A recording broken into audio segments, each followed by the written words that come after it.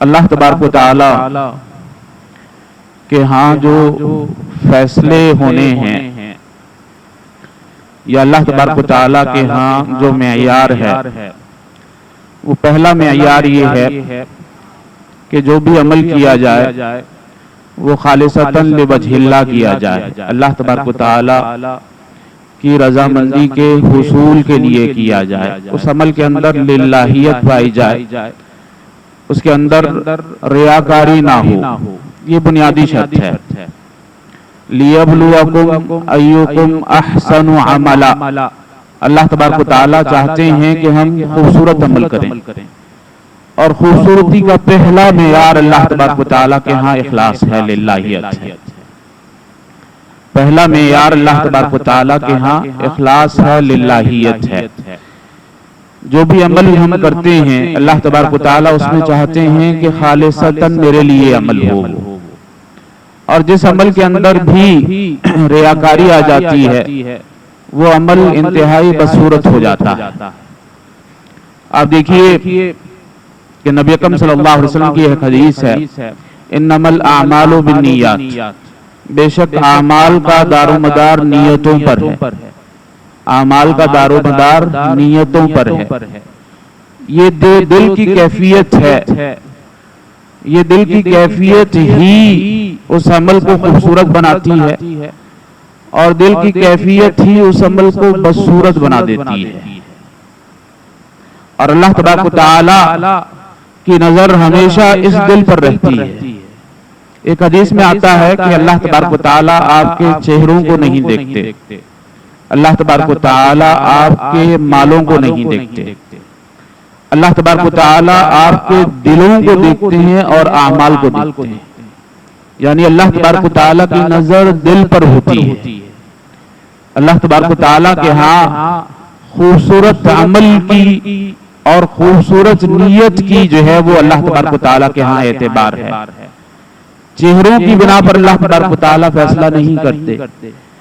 ابو لہب بڑا خوبصورت آدمی تھا، ابو لہب کا مطلب ہے کہ اس کا چہرہ اس طرح دمکتا تھا جس طرح انگارہ چمکتا ہے، اور نسب کے اعتبار سے آپ دیکھیے کہ نبی اکرم صلی اللہ علیہ وسلم کے نسب میں اور ابو لہب کے نسب میں ذرہ برابر بھی فرق نہیں، لیکن ابو لہب کا انجام کیا ہوا، اور اس کے مقابلے میں آپ بلال حبشی جو نسب کے اعتبار سے بھی دیکھ لیجئے کہ غلام ہے، اور حضرت ابو بکر رضی اللہ تعالیٰ یعنی ٹکے میں بکنے والا شخص ہے، ٹکوں میں جو ہے وہ بکنے والا شخص ہے، اور جو ہے حبشہ سے تعلق ہے، افریقہ سے تعلق ہے، رنگ جو ہے کالا ہے، لیکن دل خوبصورت ہے۔ نبی اکرم صلی اللہ علیہ وسلم فرماتے ہیں کہ بلال کیا وہ آپ عمل کرتے ہو کہ میں نے جنت میں جب گیا ہوں تو آپ کے قدموں کی چاپ سنی، آپ کے قدموں کی چاپ سنی۔ الغرض اللہ تبارک و تعالیٰ چہروں کی طرف نہیں دیکھتے، آپ کے نسب کی طرف نہیں دیکھتے، آپ کے حسب کی طرف نہیں دیکھتے، آپ کے مالوں کی طرف نہیں دیکھتے، اللہ کی نظر جو ہے وہ دل پر ہوتی ہے، اور قیامت والے دن اسی دل کی بنا پر اللہ تبارک و تعالیٰ نے فیصلے کرنے ہیں۔ یوم لا ینفع مال ولا بنون، اس دن نہ مال کام آنا ہے نہ بیٹے کام آنے ہیں، الا من اتی اللہ بقلب سلیم، مگر جو قلب سلیم کے ساتھ اللہ تبارک و تعالیٰ کے پاس حاضر ہوگا، اللہ تبارک و تعالیٰ کامیابی کا پروانہ اسے ہی تھمائیں گے۔ اور ازل سے اللہ تبارک و تعالیٰ کا یہی طریقہ کار رہا ہے کہ اللہ تبارک و تعالیٰ دلوں کی بنا پر فیصلے کرتے ہیں۔ یہ انبیاء علیہ السلام کا کسی امتی سے کوئی موازنہ نہیں ہے۔ کیوں موازنہ نہیں ہے؟ قرآن مجید میں بذات خود موجود ہے کہ تلک الرسل فضلنا بعضهم علی بعض، ان رسولوں کا مقابلہ آپس میں تو ہے، کسی امتی کے ساتھ مقابلہ نہیں۔ ایسا نبی جس کو ایک ماننے والا بھی نہیں ہوگا، ایسا نبی جس کو ایک ماننے والا ہوگا، ایسا نبی بھی آئے گا جس کو صرف دو ماننے والے ہوں گے، لیکن وہ حضرت ابو بکر سے افضل ہے، حضرت عمر رضی اللہ تعالیٰ عنہ سے افضل ہے۔ اور حضرت عمر اور حضرت ابو بکر کیا کہیں ان کے صدقہ جاریہ، میرا یہ ایمان ہے کہ قیامت تک جو آخری مسلمان بھی کوئی نیکی کرتا ہے تو وہ حضرت ابو بکر کے کھاتے میں لکھی جاتی ہے، حضرت عمر کے کھاتے میں لکھی جاتی ہے، کیونکہ اسلام کے احیاء میں، اسلام کی بقا میں جو ہے ان دونوں کا بڑا کردار ہے، ان دونوں کا بڑا کردار ہے۔ لیکن ابو بکر اور عمر کا مقابلہ ایسے نبی سے نہیں ہے جس کو ایک ماننے والا بھی نہیں۔ کیوں؟ کیونکہ جس کا در خوبصورت دل اللہ تبارک و تعالیٰ نے اس نبی کو دیا ہے، وہ خوبصورت دل جو ہے کسی امتی کو نہیں دیا۔ اللہ تبارک و تعالیٰ نے پوری بنی نوع انسانیت کے دلوں میں جھانکا، جھانکنے کے بعد جو خوبصورت ترین نفوس نظر آئے، جو خوبصورت ترین دل نظر آئے، اللہ تبارک و تعالیٰ نے اس کے لیے اپنی وحی کو، اس کے لیے جو ہے اللہ تبارک و تعالیٰ نے اپنے پیغام کے لیے ان لوگوں کا چنا ہے۔ تو ان رسولوں کا مقابلہ کسی امتی سے نہیں ہے، یہ دلوں میں فرق آنے سے اس قدر فرق جو ہے وہ پڑ جاتا ہے، اس قدر جو ہے وہ فرق پڑ جاتا ہے۔ نبی اکرم صلی اللہ علیہ وسلم کی حدیث ہے، نبی اکرم صلی اللہ علیہ وسلم فرماتے ہیں کہ اللہ تبارک و تعالیٰ فرماتے ہیں، یعنی یہ حدیث قدسی ہے کہ انا اغنی الشرکاء عن الشرک، میں اگر کسی چیز سے بیزار ہوتا ہوں تو وہ سب سے زیادہ کسی چیز سے بیزار ہوتا ہوں تو وہ شرک ہے، شرک خواہ اکبر ہو، شرک خواہ اصغر ہو، یہ ہر کبیرہ گناہ سے بڑا گناہ ہے، ہر کبیرہ گناہ سے بڑا گناہ ہے، یہ زنا سے بھی بڑا گناہ ہے، یہ قتل سے بھی بڑا گناہ ہے، یہ جو ہے فتنہ و فساد سے بھی بڑا گناہ، الغرض بڑے بڑے جو گناہ ہیں ان سب سے بڑا گناہ جو ہے وہ شرک اصغر ہے، شرک اصغر ہے۔ نبی اکرم صلی اللہ علیہ وسلم نے ایک دفعہ فتنہ دجال کا ذکر کیا، صحابہ اکرام نے جب یہ سنا، یہ فتنہ دجال جو ہے کوئی معمولی فتنہ نہیں ہے۔ آپ دیکھیے ہمارے بابا آدم سے انبیاء علیہ السلام اس فتنے سے خبردار کرنا شروع ہوئے ہیں، نبی اکرم صلی اللہ علیہ وسلم تک خبردار کرتے ہوئے آئے، اور یہ قیامت کی بڑی نشانیوں میں سے ایک نشانی۔ تو صحابہ اکرام نے جب اس فتنے کے بارے میں سنا، آپ دیکھیے کہ ہر نماز میں ہم اس فتنہ دجال سے پناہ مانگتے ہیں، نبی اکرم صلی اللہ علیہ وسلم نے حکم دیا۔ ہم جو آج جو ہے سورہ جمعے کے اندر سورہ کہف کی تلاوت کرتے ہیں، اس کہف کی تلاوت کے مقاصد میں سے ایک مقصد یہ ہے کہ اللہ تبارک و تعالیٰ فتنہ دجال سے محفوظ رکھے۔ جب صحابہ اکرام نے اس فتنے کے بارے میں سنا تو نبی اکرم صلی اللہ علیہ وسلم محفل چھوڑ کر چلے گئے، بات کر کے چلے گئے، صحابہ اکرام وہیں پر جمے بیٹھے رہے اور اس فتنے کے بارے میں ایک دوسرے کے ساتھ ڈسکس کرتے رہے۔ نبی اکرم صلی اللہ علیہ وسلم جب دوسری نماز یا جو ہے چند گھنٹوں کے بعد آتے ہیں، صحابہ اکرام کو اسی حالت میں پاتے، پوچھتے ہیں کیا مسئلہ ہے؟ کہا نبی اکرم صلی اللہ علیہ وسلم نے آپ نے بڑے فتنے کی طرف نشاندہی کی ہے، ہم تو اسی کی پریشانی میں جو ہے غلطاؤں پریشان ہیں، بیٹھے ہوئے ہیں، ڈسکس کر رہے ہیں۔ نبی اکرم صلی اللہ علیہ وسلم نے فرمایا کیا میں اس سے بڑا فتنہ نہ بتاؤں؟ کیا میں اس سے بڑا فتنہ نہ بتاؤں؟ صحابہ اکرام پہلے ہی پریشان تھے اور پریشان ہو گئے۔ تو نبی اکرم صلی اللہ علیہ وسلم کے ارشاد کا خلاصہ یہ ہے کہ یہ دل کا بدصورت ہونا، اس کے اندر ریاکاری آ جانا، یہ فتنہ دجال سے بڑا فتنہ، فتنہ دجال سے بڑا فتنہ۔ تو دلوں کی اصلاح کرتے رہنا چاہیے، دلوں کو صاف کرتے رہنا چاہیے، دلوں کو ٹٹولتے رہنا چاہیے، دلوں کو پھرولتے رہنا چاہیے، دلوں کے اوپر نظر رکھنی چاہیے۔ بعض محدثین حدیث سناتے ہوئے رک جایا کرتے تھے، سامعین یہ سمجھتے تھے کہ شاید استحضار نہیں ہے، حدیث یاد نہیں آ رہی، جب کوئی اظہار کرتا تو کہتے حدیث بہت اچھے طریقے سے یاد ہے، لیکن میں تو اپنے دل کو ٹٹول رہا ہوں۔ اگر اس کے اندر للہیت ہے تو اخلاص ہے، اور دل جو ہے وہ اللہ تبارک و تعالیٰ کے لیے دھڑک رہا ہے، تو پھر میں یہ حدیث سناؤں گا، وگرنہ یہ حدیث نہیں سناؤں گا۔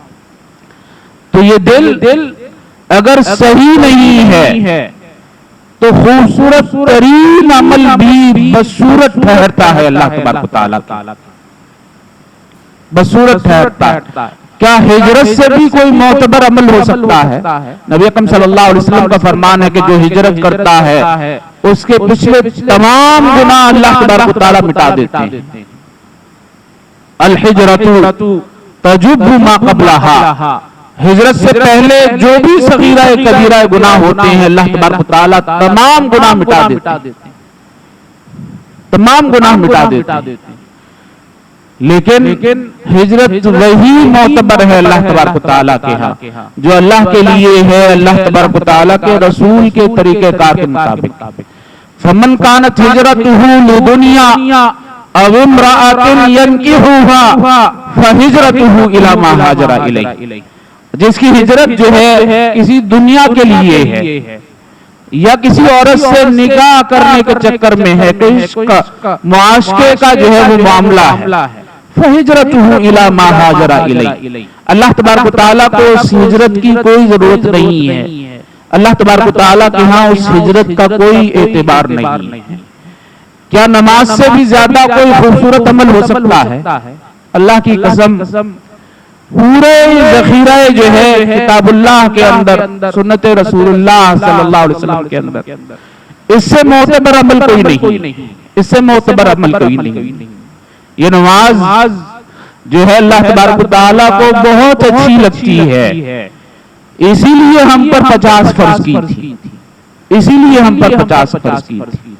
یہ جو ہم 5 پڑھتے ہیں اللہ تبارک و تعالیٰ اسے 50 ہی کی نظروں سے دیکھتے ہیں۔ پھر آپ دیکھیے کہ کتنی ہی سنتیں نبی اکرم صلی اللہ علیہ وسلم ادا کیا کرتے تھے، کتنے ہی نوافل ادا کیا کرتے تھے۔ نبی اکرم صلی اللہ علیہ وسلم دن میں بھی نماز پڑھا کرتے تھے، رات میں بھی نماز پڑھا کرتے تھے۔ اس سے اندازہ لگائیے کہ یہ عمل کس قدر اللہ تبارک و تعالیٰ کو محبوب ہے۔ یہ وہ عمل ہے جس کے اندر ہر نیکی کا ثواب اللہ تبارک و تعالیٰ نے رکھا ہے۔ اس نماز کے اندر حج کا بھی ثواب ہے، اس نماز کے اندر روزے کا بھی ثواب ہے، اس نماز کے اندر جو ہے اللہ تبارک و تعالیٰ نے صدقے کا بھی ثواب لکھا ہے۔ کون سا ثواب ہے جو اس نماز کے اندر نہیں پایا جاتا؟ کون سا ثواب؟ بلکہ اس کی طرف جانا، اس کی ابتدا، اس کی انتہا جو ہے وہ ثواب ہی ثواب۔ کبھی جو ہے اس کی انتہا کو جو ہے وہ بتایا جاتا ہے کہ حج مبرور کے برابر ہے، کبھی اس کی طرف جانے کو جو ہے وہ بتایا گیا ہے کہ یہ وہ اعمال ہے جن سے فرشتوں کی دعائیں حاصل ہوتی۔ تو اس سے خوبصورت بھی کوئی عمل ہو سکتا ہے؟ نبی اکرم صلی اللہ علیہ وسلم کوئی خوشی ہوتی تو نماز پڑھتے، کوئی غم ہوتا تو نماز پڑھتے، وَاسْتَعِينُوا بِالصَّبْرِ وَالصَّلَاةِ۔ نبی اکرم صلی اللہ علیہ وسلم ہر اہم موقع پر نماز پڑھتے، لیکن فَوَيْلٌ لِّلْمُصَلِّينَ، جہنم کا سب سے بھیانک جو ہے حصہ نمازیوں کے لیے اللہ تبارک و تعالیٰ نے تیار کر رکھا ہے۔ الذین هم عن صلاتهم ساہون، جو نماز پر دوسرے کاموں کو ترجیح دیتے ہیں، اللہ پر جو ہے دوسرے لوگوں کو ترجیح دے دیتے ہیں۔ وَمَن يُعَظِّمْ شَعَائِرَ اللَّهِ فَإِنَّهَا مِن تَقْوَى الْقُلُوبِ، جب کسی جو ہے وہ عمل کی عزت ہی نہیں ہے آپ کی نظروں میں، کوئی وقار ہی نہیں ہے، کوئی اہمیت ہی نہیں ہے، سارے دنیا کی کاموں کی اہمیت ہے، تو پھر اس میں للہیت کہاں سے ہے، اخلاص کہاں سے؟ پھر اللہ تبارک و تعالیٰ صراحتاً فرماتے ہیں کہ ویل ان نمازیوں کے لیے ہے الذین ہم یراؤون، جو نماز دکھلاوے کے لیے پڑھتے۔ کس قدر جو ہے وہ اوج ثریا میں ہے اور کس قدر پاتال میں جو ہے وہ دھکیل دیا گیا ہے۔ فویل للمصلین، خوبصورت ترین عمل جو ہے وہ بدصورت بن گیا، خوبصورت ترین عمل جو ہے وہ بدصورت بن گیا۔ تو اللہ تبارک و تعالیٰ کی نظر جو ہے وہ دلوں پر ہے۔ حضرت ابو ہریرہ جب اس حدیث کو سنایا کرتے تھے تو ان کے اوپر غشی طاری ہو جایا کرتی۔ اول من یسعر بهم النار، سب سے پہلے جہنم کی آگ جن سے بھڑکائی جائے، جہنم کی آگ جو ہے وہ پیٹرول سے نہیں بھڑکے گی، جہنم کی آگ جو ہے ڈیزل سے نہیں بھڑکے گی، جہنم کا ایندھن لکڑیاں نہیں ہوں گی، وقودها الناس والحجارہ اعدت للکافرین، جہنم کی آگ جو ہے لوگوں کے ڈالنے سے بھڑکے گی۔ یہ اللہ تبارک و تعالیٰ ہے، جب بھی چاہے کسی چیز میں کوئی بھی خاصیت پیدا کر سکتے۔ قل یا نار کونی بردا و سلاما علی ابراہیم، اللہ تبارک و تعالیٰ جب چاہتے ہیں آگ کو گلزار بنا دیتی۔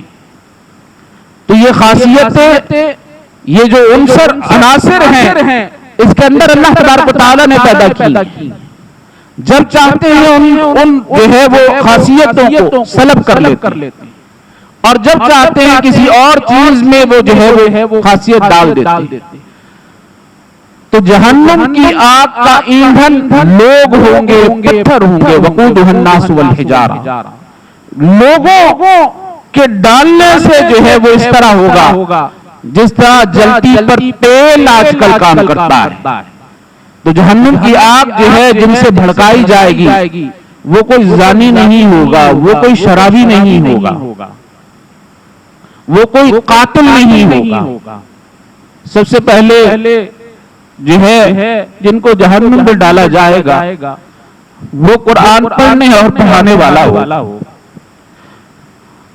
وہ بظاہر اللہ تبارک و تعالیٰ کے راستے میں جہاد کرنے والا ہوگا، اور اسی راستے میں بظاہر جان دینے والا ہوگا، وہ جواد ہوگا جس کے پاس مال بعد میں آتا تھا، پہلے وہ خرچ کر دیا جاتا۔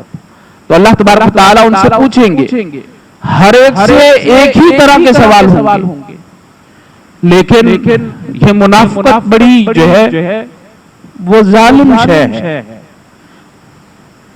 ایمان اور منافقت میں فرق اس دل ہی کا تو ہے، اس دل ہی کا تو ہے۔ منافق وہ ہوتا ہے جس کا دل کہیں پر ٹھہرتا نہیں۔ وَإِذَا لَقُوا الَّذِينَ آمَنُوا قَالُوا آمَنَّا، جب وہ ایمان والوں میں ہوتا ہے تو اس سے بڑا مومن کوئی نہیں نظر آتا۔ وَإِذَا خَلَوْا إِلَى شَيَاطِينِهِمْ قَالُوا إِنَّا مَعَكُمْ إِنَّمَا نَحْنُ مُسْتَهْزِئُونَ، جب وہ شیطانوں میں جا کر بیٹھتا ہے تو پھر اس کا اصل چہرہ سامنے آتا ہے، پھر اس کا اصل چہرہ سامنے آتا ہے۔ تو نفاق اور ایمان میں اس دل ہی کا تو فرق ہے، یہ دل ہی تو جو ہے وہ فرق کرتا ہے۔ تو سب سے پہلے جہنم میں یہ عرض کر رہا تھا کہ جسے یہاں پر دوغلا پن کی عادت پڑ چکی ہو، وہ اللہ تبارک و تعالیٰ کے سامنے بھی جھوٹ بولنے سے باز نہیں آئے۔ فی قلوبہم مرض فزادہم اللہ مرضا ولہم عذاب علیم بما کانوا یکذبون، یہ منافقوں کو جھوٹ بولنے کی اس قدر عادت پڑ جاتی ہے کیونکہ دل میں مرض ہوتا ہے کہ اللہ تبارک و تعالیٰ کے سامنے بھی جھوٹ بولنے سے باز نہیں آئیں۔ جب یہ بات کر چکیں گے اللہ تبارک و تعالیٰ کہیں گے کذبتا، تم جو کارنامے مجھے سنا رہے ہو یہ جھوٹ پر مشتمل ہے، یہ ریاکاری پر مشتمل ہے، اس کی کوئی حقیقت نہیں ہے۔ آپ نے یہ عمل اس لیے کیا کہ آپ کو قاری قرآن کہا جائے، جس کے لیے کیا میں نے وہ تمہیں منصب اور تمہیں عہدہ عطا کیا، دنیا میں بڑی واہ واہ ہوئی ہے، تمہیں جو ہے بہادر کہا گیا ہے، تمہیں شجاع کہا گیا ہے، تمہیں سبوں کو دھرم کرنے والا کہا گیا ہے، تمہیں جواد کہا گیا ہے، تمہیں غنی کہا گیا ہے، جس مقصد کے لیے تم نے کیا وہ تمہیں مل چکا ہے، اس چہرے کے لیے کیا تھا تم نے، بڑی تمہیں دنیا میں عزت ملی ہے، اور آج جو ہے فرشتوں کو یہ کہا جائے گا کہ ان کو ٹانگوں سے پکڑا جائے اور منہ کے بل گھسیٹتے ہوئے جس چہرے کے لیے یہ کام کیے ہیں جہنم میں ڈال دیا۔ تو عمل جو ہے وہ خوبصورت اللہ تبارک و تعالیٰ کے یہاں سے ہوتا ہے، اس کو ٹٹولتے رہیے، اس کو بھرولتے رہیے، اس کو پالش کرتے رہیے، تجدید نیت کرتے رہیے، عمل سے پہلے نیت درست ہونی چاہیے، دوران عمل نیت درست ہونی چاہیے، عمل کرنے کے بعد بھی یہی التجا ہونی چاہیے، ربنا تقبل منا انک انت السمیع العلیم وتب علینا انک انت التواب الرحیم۔ تو عرض کیا جا رہا تھا کہ اللہ تبارک و تعالیٰ کے ہاں اعتبار اس عمل کا ہے جس میں آپ کی دلوں کی دھڑکن اللہ تبارک و تعالیٰ کے ساتھ ہے، للہیت ہے، اخلاص ہے اس عمل کے اندر۔ یہ کس قدر باریک باتیں ہیں، کس قدر باریک باتیں ہیں، جہاں سے ابتدا کی تھی کہ انبیاء علیہ السلام کے دلوں میں جھانکا اللہ تبارک و تعالیٰ نے، اور جو خوبصورت ترین نفوس نظر آئے ان کو اپنے پیغام کے لیے، وحی کے لیے اللہ تبارک و تعالیٰ نے چنا۔ اللہ تبارک و تعالیٰ کی کس قدر نظر دل پر رہتی ہے۔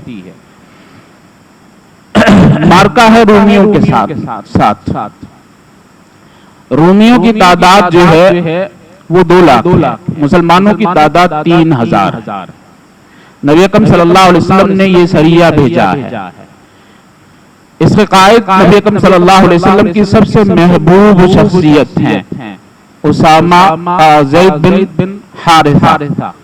نبی اکرم صلی اللہ علیہ وسلم نے کہا کہ اگر زید بن حارثہ شہید ہو جائے تو پھر جعفر جو ہے وہ سپہ سالار ہوگا، اور اگر جعفر شہید ہو جائے تو عبداللہ بن رواحہ رضی اللہ تعالی عنہ جو ہے وہ سالار ہوں گے۔ یہ عبداللہ بن رواحہ شاعر بھی تھے اور نیکیوں میں بڑے آگے بڑھ چڑھ کر جو ہے وہ صحابہ میں سے تھے۔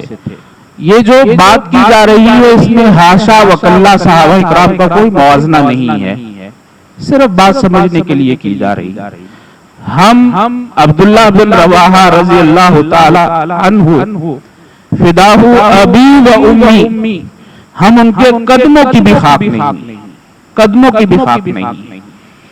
حضرت ابو ہریرہ کہتے ہیں کہ ایک دن شدید گرمی تھی، اس دن صرف روزے سے نبی اکرم صلی اللہ علیہ وسلم تھے یا عبداللہ بن رواحہ تھے، اس قدر نیکیوں میں، جس قدر جب یہ لشکر آمنے سامنے ہوئے 2,03,000 تو صحابہ اکرام کے دلوں میں تردد آیا۔ عبداللہ بن رواحہ بڑے شاعر جو ہے وہ بڑے قادر الکلام جو ہے وہ شخصیت تھے، انہوں نے اشعار پڑھے اور کہا کہ ہم نے کبھی تعداد کی بنا پر جو ہے وہ کوئی مارکا نہیں لڑا، اس قدر بہادر آدمی تھے۔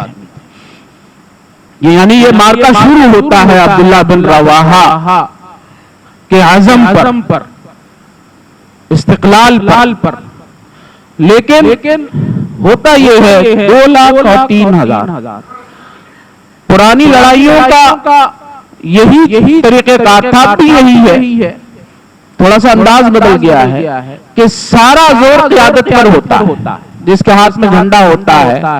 صحابہ اکرام میں سب سے بہادر ان صحابہ کو کہا جاتا تھا جو نبی اکرم صلی اللہ علیہ وسلم کے دائیں ہوا کرتے تھے یا بائیں ہوا کرتے تھے، کیونکہ سب زور تو نبی اکرم صلی اللہ علیہ وسلم پر ہوتا تھا۔ تو یہ پرانے مارکوں کی یہی صورتحال ہوا کرتی تھی، جس کے پاس جھنڈا ہوتا تھا آپ نے اس کو گرا دیا ہے، سمجھ لیں لشکر کو شکست دے دی۔ تو جب مارکا جو ہے وہ شروع ہوتا ہے، آنن فانن زید بن حارثہ شہید ہو جاتے، حضرت جعفر جو ہے وہ جھنڈا پکڑتے ہیں، آنن فانن ان کو شہید کر دیا جاتا ہے، اور شہادت بھی کیسی کہ بعد میں ان کے جسم پر زخم گنے گئے، صرف یہ سامنے والے حصے پر 90 سے زیادہ زخم تھے، 90 سے زیادہ زخم تھے۔ اور مشہور بات ہے کہ ایک ہاتھ میں جھنڈا تھاما وہ کاٹ دیا گیا، جو ہے دوسرے ہاتھ سے تھاما وہ کاٹ دیا گیا، اور اس کے بعد جو ہے بھینچ لیا اس جھنڈے کو، گردن کاٹ دی گئی۔ اس حالت میں جو ہے وہ شہید ہوتے ہیں۔ تو نبی اکرم صلی اللہ علیہ وسلم مدینے میں بیٹھ کر وحی کی روشنی میں یہ سب جو مارکے کا احوال ہے صحابہ اکرام کو بتا رہے ہیں، کہہ رہے ہیں کہ اسامہ بن زید شہید کر دیے گئے ہیں، اور فرشتوں نے انہیں سونے کے تخت پر ڈالا ہے اور بجلی کی رفتار سے جنت میں لے گئے۔ جعفر طیار شہید کر دیے گئے، فرشتوں نے سونے کو تخت پر ڈالا ہے، بجلی کی رفتار سے جنت میں لے گئے۔ عبداللہ بن رواحہ شہید کر دیے گئے۔ یہ دونوں مہاجر تھے، اسامہ بھی، زید بھی، اور جو ہے جعفر بھی رضی اللہ تعالیٰ عنہ۔ عبداللہ بن رواحہ انصاری تھے، تو انصار کو بڑی فکر لاحق ہوئی کہ مہاجرین کے لیے سونے کا تخت بھی ہے اور بجلی کی رفتار بھی ہے، ہمارے ساتھی کے لیے یہ کہا کہ شہید کر دیے گئے۔ کہا عبداللہ بن رواحہ کا کیا بنا؟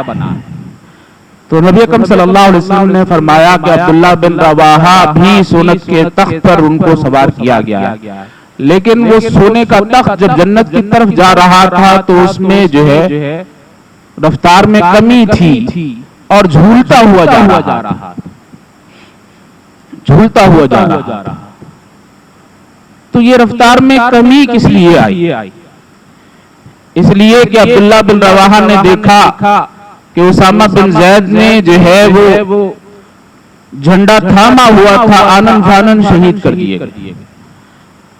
جعفر طیار نے جھنڈا تھاما، آنن فانن شہید کر دیے گئے۔